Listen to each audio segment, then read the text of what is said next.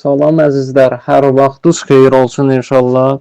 Bizim YouTube kanalımızda bilirsiniz ən sonuncu paylaşım Naufəl qardaşın meyxana haqqında dediyimiz sahibi idi və biz bu videonu paylaşmışdıq. İzləyicilərdən biri fikir bildirib ki, necə olur Azərbaycan ədəbi dili şərq dialekti üzərində təşəkkül tapıbsa, Füzuli də Dür ləhcəsi ilə yazıbsa, yəni indiki Bakı ləhcəsinə uyğun formada yazıbsa, ərəb dilinin özündə üdür, odur, edir, belə səslər, belə hərflər yoxdur.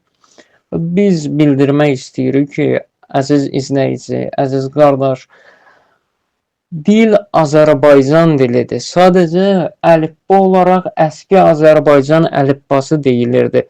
Çünki bu əlifba 28 dənə ərəb hərfindən və 4-5 dənə də fars hərflərindən, fars dilində olan hərflərdən təşəkkül tapmışdı.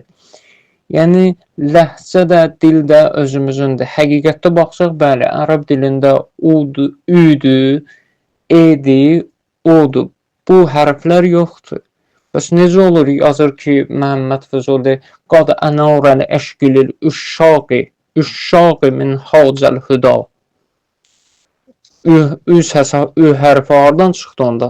Deməli, ayın, fav və əlif hərfi ilə bu səsləri əski Azərbaycan əlifbasında yaratmaq olurdu. Çünki dilin özü Azərbaycan dili idi.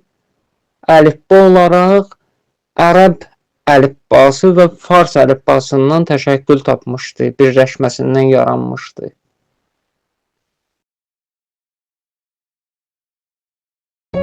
Öyle sərməstəm ki, idrak etməzəm dünya nədir?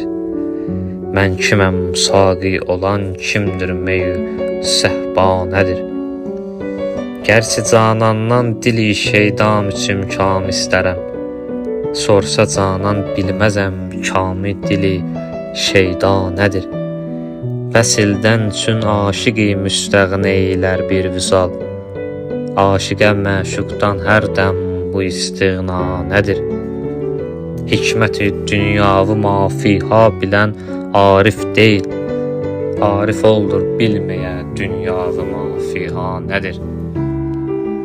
Ah-ı fəryadın Füzuli incidibdir aləmi. Kərbəlayı eşq ilə xoşnud isən qovğa nədir? Kərbəlayı eşq ilə xoşnud isən qovğa nədir?